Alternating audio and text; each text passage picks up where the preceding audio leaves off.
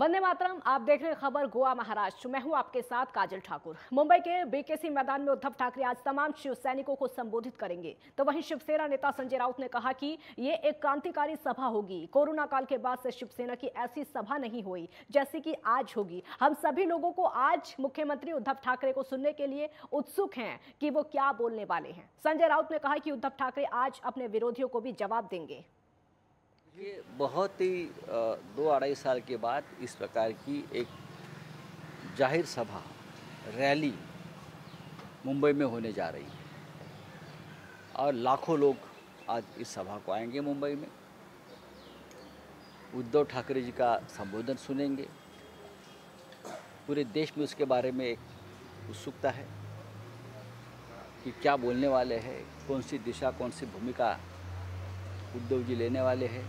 उस बारे में पूरे देश को पूरा देश जानना चाहता है।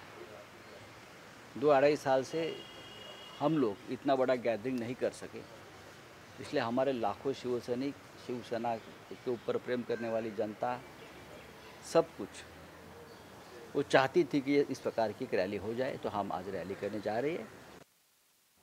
पिंपरी चिंटवड से सटे चाकण में देश का पहला सोलर पर चलने वाला कोल्ड स्टोरेज का उद्घाटन डिप्टी सीएम अजीत पवार ने किया। देश में बिजली की किल्लत बढ़ती जा रही है। बिजली बिल में कटौती के कारण सोलर पर चलने वाले कोल्ड स्टोरेज बनाए गए हैं। और आपको बता दें कि एक ऐसे प्रोजेक्ट के लिए केंद्र सरकार से 40% सब्सिडी मिलती है।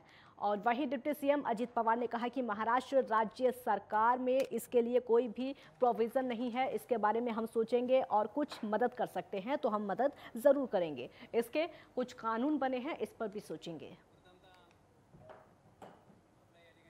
विकसित होत असलेलं सौर ऊर्जेवरचं कोल्ड स्टोरेज शीतगृह हे कशा पद्धतीने ह्यालाही आपण फायनान्स देण्याचा प्रयत्न करूया की जसं आम्ही मध्ये शेतीला जोडधंदा म्हणून गाय गोठ्याला आम्ही फायनान्स करतो, आम्ही पोल्ट्रीला फायनान्स करतो, आम्ही रेशीम उद्योगाला फायनान्स करतो। कृषी पर्यटन म्हणजे तुमच्या शेतामध्ये तुमची शेतीवाडी आहे आणि चांगल्या पद्धतीने अटॅच बाथ WCच्या काही खोल्या तुम्ही काढल्या आणि बाहेरचे लोक कृषी पर्यटक म्हणून येणार आणि ते तिथं तुम्ही बैलगाडी ठेवली तर बैलगाडीमधनं त्या शेताला फिरणं, तिथं वेगवेगळ्या प्रकारची फळं ठेवणं, त्याच्यात पण चांगल्या प्रकारचे पैसे मिळतात। औरंगाबाद के खुलताबाग में जाकर AIM के नेता और हैदराबाद के विधायक अकबरुद्दीन ओवैसी ने औरंगजेब की कब्र पर चादर चढ़ाई। उसके साथ ही औरंगाबाद के MIM के सांसद इम्तियाज जलील भी मौजूद रहे। और इस कदम से महाराष्ट्र की राजनीति भी गर्मा गई है। बीजेपी और शिवसेना दोनों ही पार्टी आक्रामक हो गई हैं। बीजेपी विधायक और केंद्रीय मंत्री नारायण राणे के बेटे नीतीश राणे ने अकबरुद्दीन ओवैसी द्वारा औरंगजेब के मजार पर चादर चढ़ाने को लेकर 2 विवादास्पद ट्वीट करके कहा है कि ओवैसी को पता है कि वो औरंगजेब की मजार पर जाकर कुछ भी करें, वो अपने दोनों पैरों पर महाराष्ट्र में घूम तो पाएंगे ही। इसी को कहते हैं सच्चा हिंदुत्व। अपने दूसरे ट्वीट में नीतीश राणे ने धमकी देते हुए कहा कि मैं कहता हूं पुलिस को 10 मिनट के लिए हटा दे। अगर हमने उन्हें औरंगजेब के पास नहीं भेजा तो हम भी शिवाजी महाराज के सैनिक नहीं। तो वहीं दूसरी तरफ शिवसेना के सांसद संजय राउत ने चेतावनी देते हुए कहा है कि औरंगजेब कोई महान संत नहीं, उन्होंने मंदिर तोड़े, मंदिरों को ध्वस्त किया। छत्रपति शिवाजी महाराज और बाद में मराठा योद्धाओं ने उनके साथ लड़ाई लड़ी। अब महाराष्ट्र में आकर उसी औरंगजेब के कब्र पर चादर चढ़ाना, औरंगजेब को इसी मिट्टी में हमने गाड़ा है, उसके जो भक्त हैं, जो राजनीति कर रहे हैं, उनका भी यही हश्र होगा।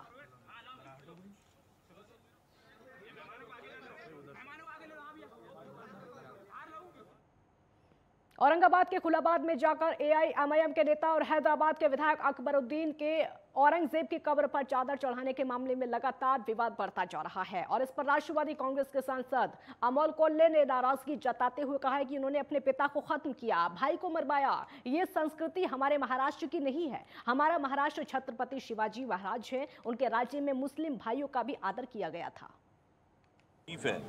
ओवैसी जी वो औरंगजेब की कब्र पर नतमस्तक हुए, लेकिन ये महाराष्ट्र की प्रेरणा नहीं है। महाराष्ट्र की किसी भी जाति का, किसी भी धर्म का जो इंसान है, जो शिव शंभू प्रेमी है, वो हर आदमी, हर शख्स, हर जाति धर्म का छत्रपति शिवाजी महाराज को, छत्रपति संभाजी महाराज को अपनी प्रेरणा मानता है। और जिस शहंशाह ने तख्त के लिए अपने पिता का बहुत बुरा हर्ष किया, अपने भाइयों का कत्ल किया, ऐसी प्रेरणा इस महाराष्ट्र की मिट्टी में कतई सहन नहीं की जा सकती।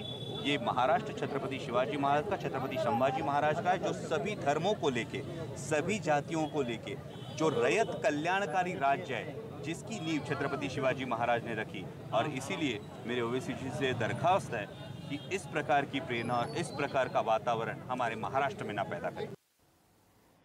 बॉलीवुड की मर्दानी रानी मुखर्जी ने शिरडी साईं बाबा के दरबार में हाजिरी लगाई। बाबा के मध्य आरती में रानी साईं समाधि पर माथा टेकने पहुंची। और आपको बता दें कि रानी ने मिसेस चटर्जी वर्सेस नॉर्वे में अपने किरदार के लिए बहुत ही तैयारी की है। फिल्म की कहानी नॉर्वे में 2011 में भारतीय मूल के दंपत्ति के साथ हुई सच्ची घटना पर आधारित है, जिसमें नॉर्वे के अधिकारी दंपत्ति के बच्चों को उनसे अलग कर देते हैं।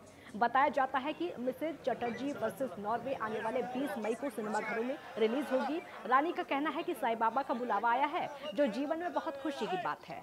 बाबा का बुलावा आता है तो शिरडी आना होता है। अब कोविड भी हमारे जीवन से जा रहा है, सब चीजें अब पटरी पर लौट रही हैं। साईं से दुआ करती हूँ, लेकिन वो मेरे और बाबा के बीच की बात है।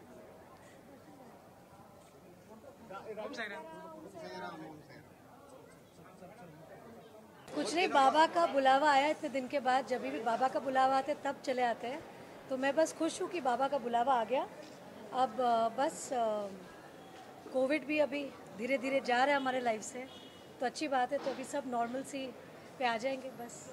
साईं बाबा से क्या दुआ? बाबा से तो अभी वो नहीं बोल सकते ना आपको। हाँ जी, हाँ जी, मेरा अगला प्रोजेक्ट है Mrs Chatterjee versus Norway. Pune में मराठी एक्टर केतकी चितवे पर पुलिस ने एफआईआर दर्ज कर ली। और आपको बता दें कि केतकी ने शरद पवार को लेकर एक विवादित ट्वीट किया था, जिसके बाद उनके खिलाफ एफआईआर दर्ज हुई।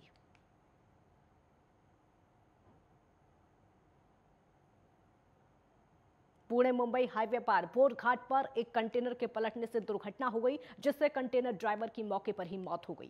और आपको बता दें कि बोरघाट पर एक कंटेनर अनियंत्रित होकर पलट गया, जिससे कंटेनर ड्राइवर की मौत हो गई। वहीं सूचना पाकर मौके पर पहुंची पुलिस और कंटेनर को हटाने का काम शुरू कर दिया गया।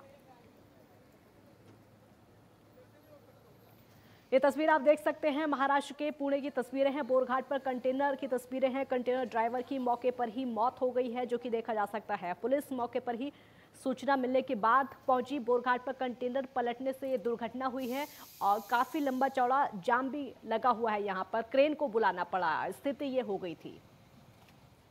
महाराष्ट्र के नासिक में भारतीय मजदूर संघ के औद्योगिक इकाई अखिल भारतीय बिजली मजदूर संघ के स्वर्ण जयंती वर्ष के पर्व पर 17वें त्रैमासिक अधिवेशन का आयोजन किया गया। और आपको बता दें कि दिल्ली, पंजाब, गुजरात, हिमाचल प्रदेश, उत्तर प्रदेश, बिहार, छत्तीसगढ़, आंध्र प्रदेश, मध्य प्रदेश समेत 20 राज्य के सैकड़ों प्रतिनिधियों ने इस अधिवेशन में हिस्सा लिया।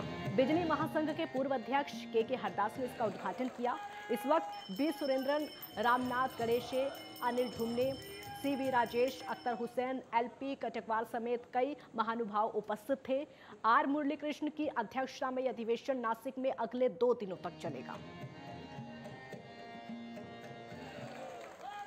इसी बीच एक छोटे से ब्रेक यहाँ पर रुकेंगे, जल्द लौटेंगे।